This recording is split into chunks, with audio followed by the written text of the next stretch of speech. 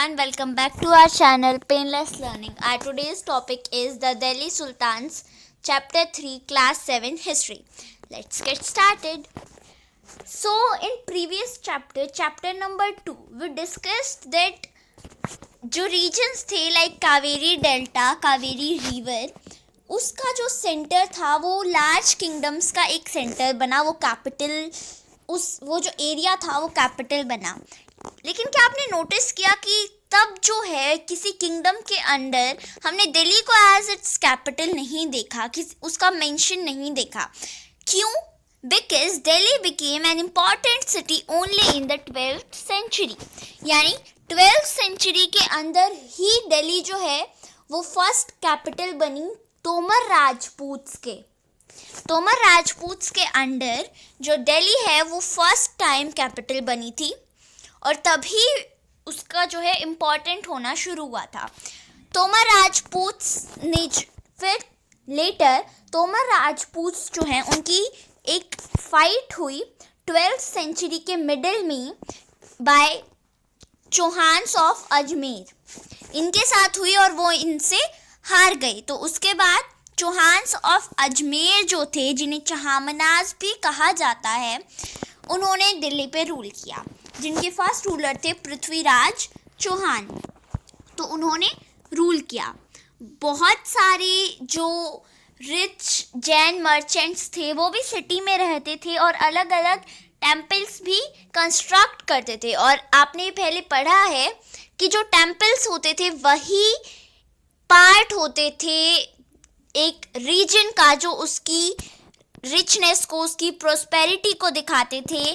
राजाज जो हैं वो अलग अलग टेम्पल्स कंस्ट्रक्ट करवाते थे टू ये दिखाने के लिए कि वो कितने रिच हैं और उनके पास बहुत ज़्यादा पैसा है. तो जैन मर्चेंट्स थे, वो भी सिटी में रहे थे, उन्होंने भी सेवरल टेम्पल्स जो हैं वो कंस्ट्रक्ट किए थे. और तोमर राजपूत्स और चौहान्स, यही दो डायनेस्टीज़ हैं जो है एक इम्पॉर्टेंट सिटी बनी थी under these dynasties, Tomar and Chauhans. Coins जो हैं, अब ट्रांसफॉर्मेशन हुई दिल्ली की एक ऐसी सिटी के अंदर जो सब कॉन्टिनेंट का बहुत ही बड़ा एरिया कंट्रोल करती थी. तो दिल्ली सल्तनत, अब इसे कहा जाता था फाउंडेशन ऑफ द दिल्ली सल्तनत, वो बिगिन हुई 13th सेंचुरी में. 13th सेंचुरी से बिगिन हुई फाउंडेशन ऑफ द दिल्ली सल्तनत. ऐसा नहीं होता कि एक ही साल में दिल्ली सल्तनत बन जाएगी, एक ही दिन में, मतलब किसी ने आके वहाँ रूल किया और वो एक बहुत ही बड़ी सिटी बन गई. बहुत ज़्यादा साल लगते हैं किसी सिटी को एज अ वाइड सर्कुलेशन अपनी फैलाने में. तो अब जो है ये बहुत ही इम्पॉर्टेंट सिटी बन गई थी. तो यहाँ पे जो कॉइन्स मिंट किए जाते थे उनकी भी बहुत वाइड सर्कुलेशन होती थी, जिन्हें दहलीवाल कहा जाता था. DEHLIWAL, दहलीवाल. यहाँ पे कॉइन्स मिंट किए जाते थे जिन्हें दहलीवाल कहते थे और उनकी बहुत ही वाइड सर्कुलेशन होती थी. दिल्ली सल्तनत जो है वो 5 डायनेस्टीज से मिलके बनी है. 5 डायनेस्टीज ने मिलके दिल्ली सल्तनत को बनाया है. तो ये वो 5 dynasties, the rulers of Delhi. First है राजपूत डायनेस्टी, जिसके अंदर थे तोमर राजपूत्स एंड चौहान्स. हमने देखा था अभी कि तोमर राजपूत्स और चौहान्स के बीच में जो है फाइट हुई थी, युद्ध हुआ था और उसमें चौहान्स जीत गए थे. उसके बाद आए थे early Turkish rulers, Qutbuddin Aibak, Shamsuddin Iltutmish, Razia Sultan, Ghiyasuddin Balban. Razia Sultan जो थी वो फर्स्ट फीमेल रूलर थी. उसके बाद आई थी Khalji dynasty, Tughlaq dynasty, Syed dynasty और लोधी डायनेस्टी. तो ये 5 डायनेस्टीज थे जिन्होंने मिलकर दिल्ली सल्तनत को बनाया था. अब आगे हम पढ़ते हैं कि इंस्क्रिप्शंस, कॉइन्स और आर्किटेक्चर. अब हम दिल्ली सुल्तान्स के बारे में फाइंड आउट करेंगे कि मतलब उस टाइम पे क्या क्या होता था. तो उसमें जो है इंस्क्रिप्शन, कॉइन्स और आर्किटेक्चर ने बहुत ज़्यादा इंफॉर्मेशन प्रोवाइड की. स्पेशली वैल्यूएबल जो थी वो थी हिस्ट्रीज, जिन्हें तारीख कहा जाता है. Tarikh in singular and tawarikh in plural. ये जो है तारिक और तवारीख, ये पर्शियन लैंग्वेज में है। पर्शियन जो कि लैंग्वेज होती थी of administration, language of administration under the Delhi sultans. Delhi sultans के अंदर जिस लैंग्वेज में सारा पेपर वर्क होता था, जिसे एडमिनिस्ट्रेशन के काम में यूज़ किया जाता था, इट वाज पर्शियन। अब तवारीख के जो ऑथर्स होते थे, जो तवारीख लिखते थे, वो बहुत ही इंटेलिजेंट लोग होते थे, लर्न्ड मैन होते थे, जैसे सेक्रेटरीज, एडमिनिस्ट्रेटर्स, पोइट्स और कॉर्टियर्स, जो कि है इवेंट्स को रिकाउंट भी करते थे, उन्हें जोड़ के लिखते भी थे और रूलर्स को उनके गवर्नेंस पे एडवाइस भी करते थे।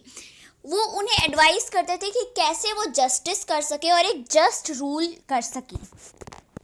अब आप ये भी जान लो कि जो तवारीख के ऑथर्स होते थे वो सिर्फ सिटीज़ में रहते थे, स्पेशली वो सिटीज़ में ही रहते थे, और वो जो है ये हिस्ट्री सुल्तान्स के लिए mainly in the hope of rich rewards लिखते थे कि उन्हें गिफ्ट्स मिलेंगे किंग्स से। तो वो ये हिस्ट्रीज जो हैं वो गिफ्ट्स पाने के लिए लिखते थे ज़्यादातर।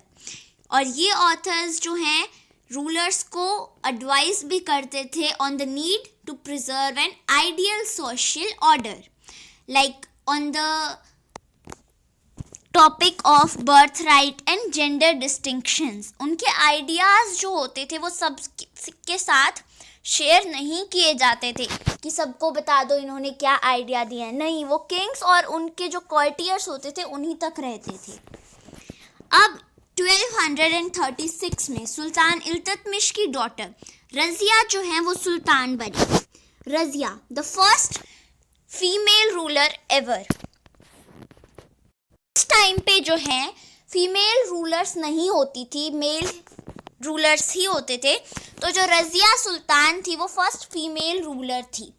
और उस टाइम के जो क्रॉनिकलर थे मिनहाज ई सिराज, उन्होंने भी ये देखा, रिकग्नाइज किया कि जो रज़िया थी वो अपने सभी ब्रदर्स से ज़्यादा क्वालिफाइड थी और ज़्यादा एबल थी टू रूल।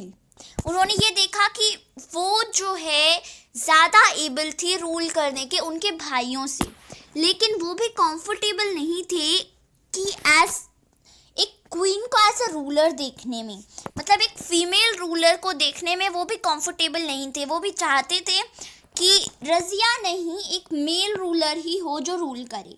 और नोबल्स भी हैप्पी नहीं थे कि वो इंडिपेंडेंटली रूल करें, मतलब वो नहीं चाहते थे कि एक फीमेल रूलर जो है वो हो, वो चाहते थे कि मेल रूलर ही हो। और इसी सब की वजह से उन्हें थ्रोन से भी हटा दिया था इन 1240। तो देखो वो 1236 में जो है वो रूलर बनी और देन 1240 में ही उन्हें रूल से हटा दिया गया, यानी उन्होंने सिर्फ 4 ईयर्स ही रूल किया।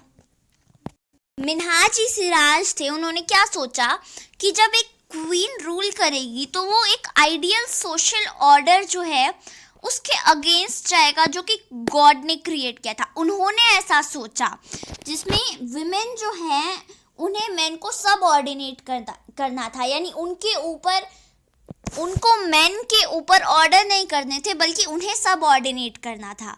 इसीलिए उन्होंने कहा कि in the register of God's creation उनका जो अकाउंट है वो मैन के कॉलम में नहीं आता, मतलब वो एक आदमी नहीं है, इसीलिए वो जो है रूल नहीं कर सकती। मिनहाज ई सिराज ने ऐसा कहा और 1240 में उन्हें जो है रूल से हटा दिया गया, थ्रोन से हटा दिया गया। So this was about this chapter. हमने अभी चैप्टर कंप्लीट नहीं किया है, this was only the part 1 of this chapter. हम आगे के चैप्टर जो हैं वो नेक्स्ट पार्ट्स में पढ़ेंगे। I hope you like the video and also understood the chapter well. So please like and share the video and also subscribe the channel if you have not done it yet. Stay home, stay safe. Thank you.